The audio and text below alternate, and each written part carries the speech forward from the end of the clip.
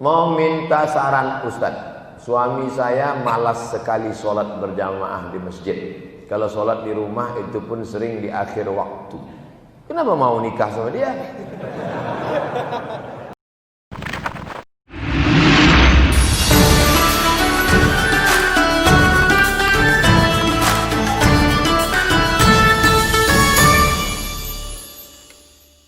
Saya pernah puasa meskipun masih minum saat azan subuh.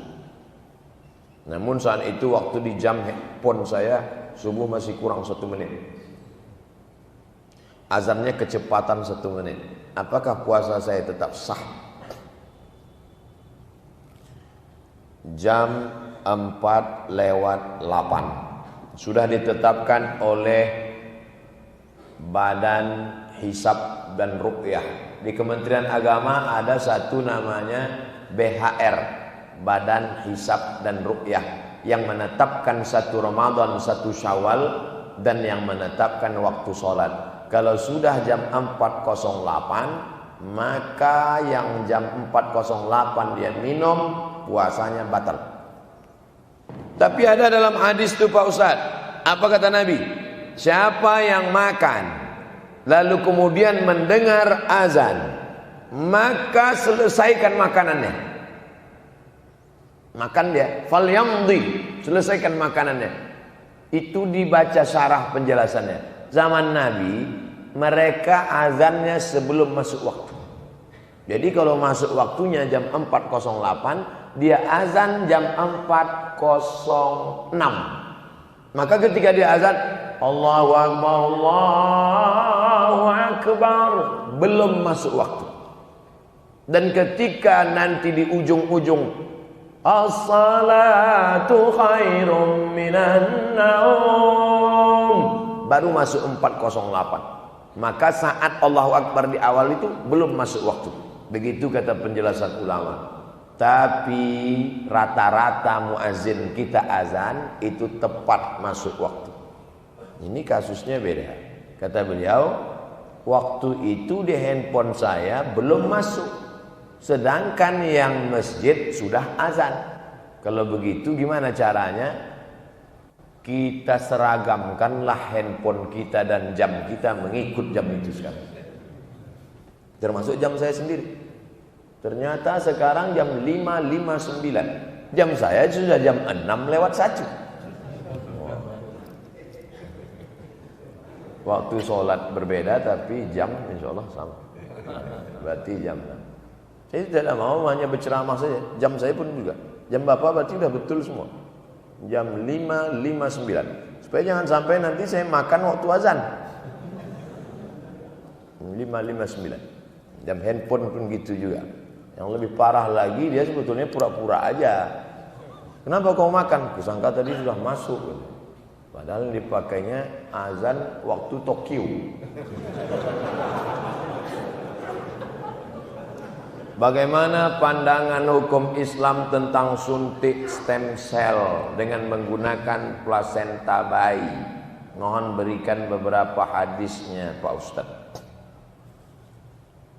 Organ tubuh manusia haram, dan kita tidak boleh berobat dengan sesuatu yang haram. Plasenta bayi, pokoknya anggota tubuh manusia ini kalau diolah sekali lagi, maka dia menjadi haram. Badan tubuh anggota fisik manusia ini, maka dia harus dikubur, termasuk rambut. Rambut saudara kita yang tukang-tukang pangkas, rambut yang dijual. Nanti rambut dijual dijadikan sofa. Hanya sekarang begitu sobek anak-anak main pisau, keluar rambut mak lampir. Rambut tak boleh. Haram hukumnya menyambung rambut. Begitu juga dengan orang mati, lalu kemudian organ tubuhnya.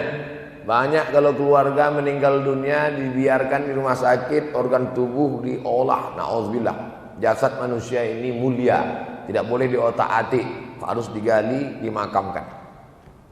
Tapi kalau yang dari makhluk lain dipakai, sama seperti hukum kulit.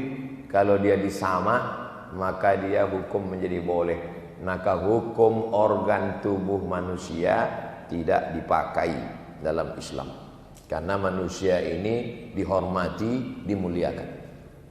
Bagaimana pandangan Islam tentang perdagangan mata uang asing falas yang mengharapkan keuntungan? Syaratnya yadan biyadin, langsung cash, tunai, boleh. Tapi kalau tidak tunai, ada jangka waktu, haram.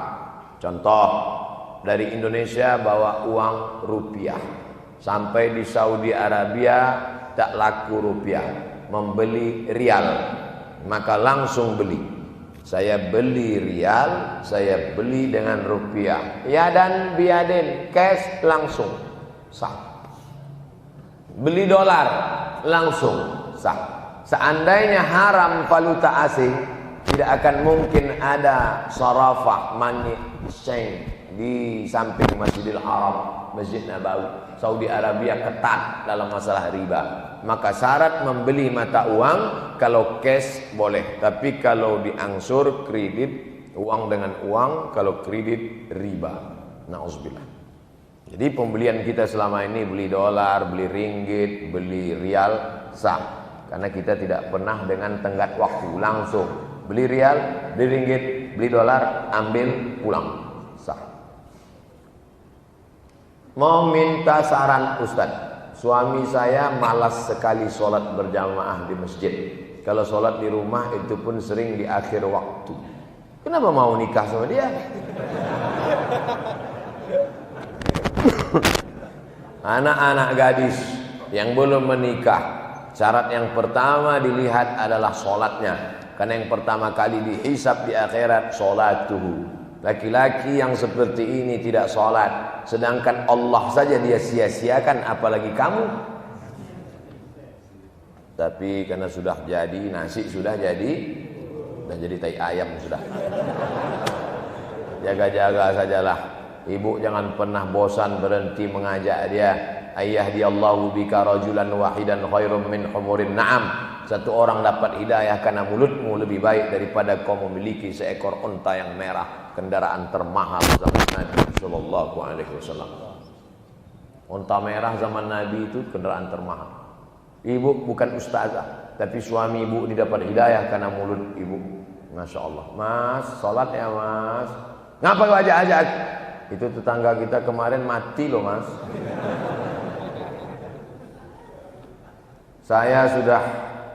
Ibu saya sudah meninggal. Beliau meninggalkan warisan. Sebelum meninggal ibu saya buat wasiat. Apakah warisan dibagi sesuai hukum waris atau dibagi sesuai dengan wasiat? Harta warisan dibagi setelah dikeluarkan wasiat. Min ba'di wasiyatin yusi biha audain. Setelah dikeluarkan wasiat, dikeluarkan hutang, barulah warisan dibagi. Wasiat tidak boleh keluar dari sepertiga harta. Kalau nanti mama meninggal, itu ruko untuk adikmu yang paling kecil. Hitung berapa harga rukonya. Harga rukonya 200 juta. Hartanya total 1 miliar. Maka harta yang dibagi 800. Sedangkan yang 200 dikeluarkan dulu untuk yang menerima wasiat. Baru boleh dibagi. Gimana kalau bunyi wasiatnya begini? Harta ini saya wasiatkan bagi rata saja. Wasiat yang bertentangan dengan hukum Allah tidak wajib untuk ditunaikan. Batal wasiat kalau bertentangan dengan hukum Allah. Kalau aku mati nanti tolong kafankan aku dengan kain terbuat dari jeans. Tanamkan di atas makamku 3 batang daun ganja dan siramkan whisky. Oh, ini wajib kita laksanakan Ustaz. Kalau enggak nanti rohnya gentayangan. Hantu. Ini wasiat bertentangan dengan hukum Allah, batal. Saya janda anak 2. Sekarang ini berat nanggung beban hidup. Bolehkah wanita seperti saya menawarkan diri untuk dipoligami?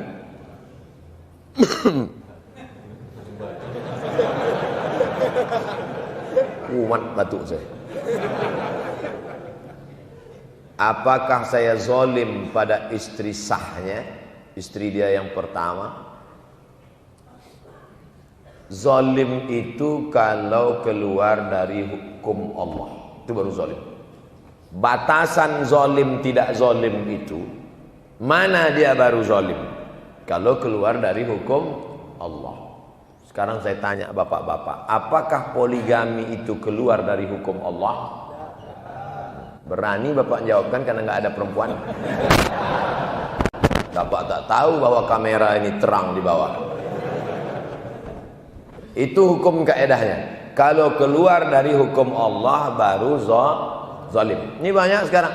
Ustadz, tetangga saya punya utang, tapi saya mau nagih rasanya nggak enak hati. Saya kan zalim Pak Ustadz.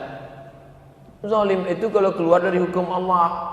Ustadz, itu tanah rumah sebenarnya tanah almarhumah mak saya, tapi saya segan nanya sama kakak saya takut zalim. Justru kalau mau menyelamatkan dia dari harta haram, tanya dia, kakak, ini kan harta almarhumah mak kita kan, ini harus dibagi. Zalim tidak zalim itu batasannya adalah hukum Allah. Jelas? Ini tak perlu saya detailkan lagi, saya jawab secara umum saja. Ustadz, saya mau tanya, bagaimana hukumnya seorang laki-laki menikahi perempuan yang sedang hamil, sementara jabang bayi bukanlah anak dari laki-laki tersebut? Tidak boleh menikahi perempuan yang sedang hamil. Tidak boleh menyiramkan air di tanaman yang ditanam oleh saudaramu, kata Nabi SAW. Itu bukan tanaman. Nabi tidak menggunakan kata-kata yang porno, karena adab akhlak Nabi tinggi.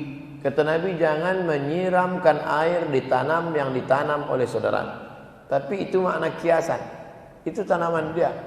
Bapak jangan nikahkan anak bapak yang hamil dengan laki-laki, karena untuk menutup malu aib, dibuatkan pestanya, ditipu orang banyak. Nanti lahir anak pasti melanggar 4. Yang pertama, bin, pasti dipakai oleh bin nama dia, padahal bukan anak dia, bohong. Dari mulai ijazah TK, SD, SMP, SMA, S1, S2, S3 sampai batu nisannya bohong. Bin. 2, mati si bapak, tidak dapat warisan.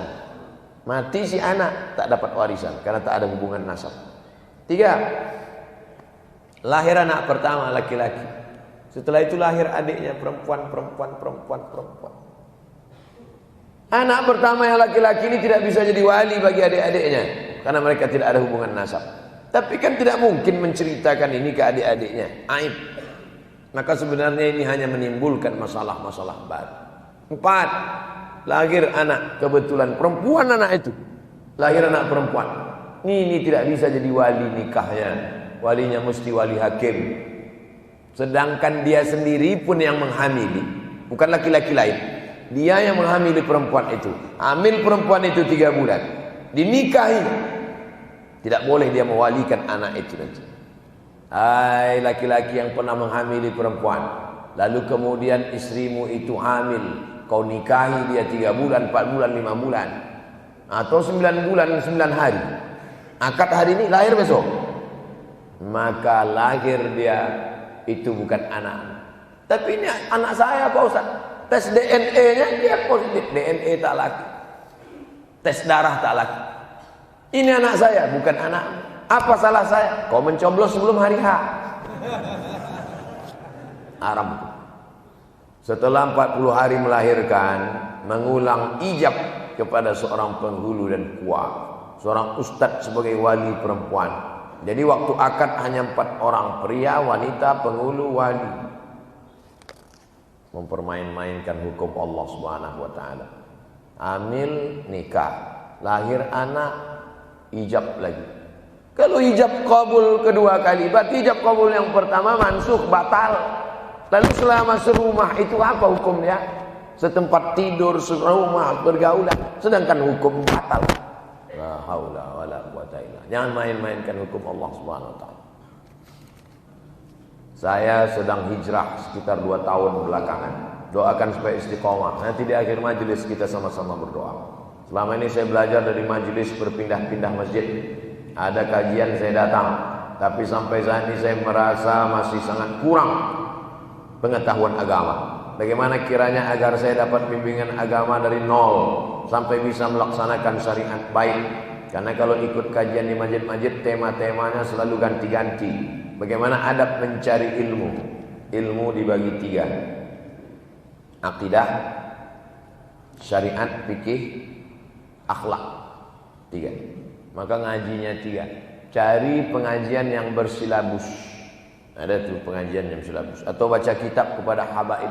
Baca kitab ini, baca kitab fikih. 3 itu mesti diisi, 3 kamar. Akidah tentang Allah, Rasul, hari kiamat, azab kubur, surga, neraka. Yang kedua tentang fikih alal Arab, fikih salat. Pertama fikih taharah bersuci, habis itu fikih salat, fikih zakat, fikih puasa, fikih nikah, fikih. Yang ketiga adalah tentang akhlak. Mensucikan hati dari takbur, sombong, hasad. Setelah hati bersih, diisi dengan zikir, diisi dengan ridha, diisi dengan tawakal, diisi dengan qanaah. Siapapun ustadznya tidak pernah keluar dari 3 tema ini. Akidah, fikih, akhlak. Kertas terakhir. Ayah saya sudah meninggal. Dulu waktu masih hidup bercita-cita membangun masjid, tapi belum sampai, belum punya uang. Sekarang anaknya sudah berkecukupan. Bolehkah kami anak-anaknya membangunkan masjid atas nama ayah kami tersebut? Boleh. Mana dalilnya? Datang saat menjumpai Nabi. Ummi matat, emak saya mati, meninggal.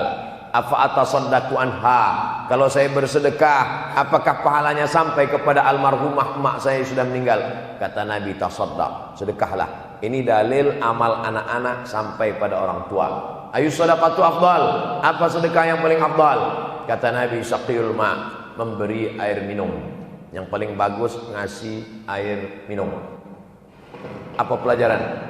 Sedangkan air minum segelas kau hadiahkan pahalanya untuk almarhum ibu ayahmu sampai, apalagi membangunkan masjid. Kumpul anak-anak, bangunkan masjid, pahala mengalir untuk almarhum. Niatkan wakaf fisabilillah. Anaknya dapat, orang tuanya pun dapat. Mudah-mudahan anak-anak kita termasuk anak yang berbakti seperti anak almarhum. Ala hadhihi niyah al-Fatihah. A'udzubillahi minasyaitonir rajim. Bismillahirrahmanirrahim. Alhamdulillahirabbil alamin. Arrahmanirrahim. Maliki yaumiddin. Iyyaka na'budu wa iyyaka nasta'in. Ihdinas siratal mustaqim, siratal ladzina an'amta 'alaihim ghairil maghdubi 'alaihim waladdallin. Amin. Allahumma inna nas'aluka salamatan fid din. Berikan kami selamat agama dalam akidah Ahlussunnah wal Jamaah. Mu'afiyatan fil jasad, sehatkan badan kami supaya kami bisa beribadah. Wa ziyadatan fil ilm, tambahkan ilmu kami supaya amal kami sesuai dengan Quran dan Sunnah. Wa barakatan fil rizq, berikan berkah pada rezeki kami supaya kami bisa berwakaf, berzakat, berinfak, membangun masjid dan bersedekah. Wa taubatan qablal maut, beri kami taubat sebelum mati. Wa rahmatan indal maut, beri kami rahmat ketika mati. Wa maghfiratan ba'dal maut, berikan ampunan sesudah mati. Allahumma hawin alaina fi sakaratil maut, ringankan kami waktu melewati sakaratul maut. Wa najatan minan nar, selamatkan dari api neraka. Wal afwa indal hisab, maafkan ketika amal kami dihisab. Rabbana fir lana dzunubana wa liwalidayna warhamhuma kama rabbayana shaghira. Rabbana hab lana minas shalihin. Rabbana atina fid dunya hasanah wa fil akhirati hasanah wa qina adzabannar. Wa sallallahu ala sayyidina Muhammad wa ala alihi wasallam. Walhamdulillahi rabbil alamin. Taqabbalallahu minkum minna wa minkum taqabbal ya karim. Terima kasih segala perhatian. Mohon maaf segala kesilapan. Wassalamualaikum warahmatullahi wabarakatuh.